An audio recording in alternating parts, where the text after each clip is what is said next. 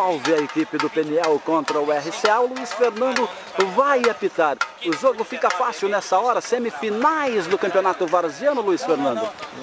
Não é fácil porque os dois times são os melhores times do campeonato e então todo mundo ninguém quer perder, né?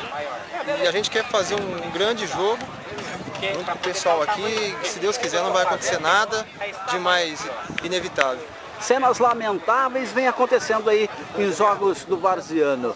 A polícia militar fica fora do campo. Não seria mais viável que ela ficasse dentro do campo? Eu acho pelo fato do primeiro jogo, é um jogo mais complicado, onde o Marcelo fez, era necessitável no começo. Mas agora o pessoal aqui é diferente, são homens, né? E se der certo vai ser um grande jogo. Aí Luiz Fernando falando na Golaço. Destaque na TV Golaço. TV Golaço Futebol 24 horas online.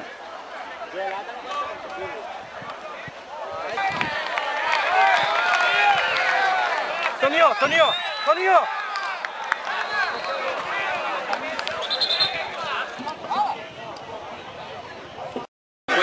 Se bem que você olha pra mim primeiro, né? Ah, é sacanagem. Meninão aqui do meu lado. Ô, Dudu fica sozinho aí, gente! Meninão do meu lado comigo.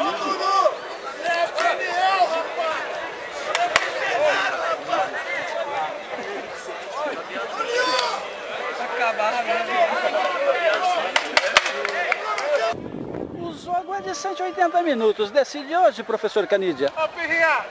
Não, hoje não é um jogo decisivo, mas é muito importante, porque ganhando o primeiro jogo dá uma vantagem grande para o próximo. Com isso a equipe vem para matar de cara ou fica atrás? Fica se segurando? Não, eu não jogo atrás, eu jogo para ganhar. E a equipe minha sempre foi assim, provou isso durante o campeonato.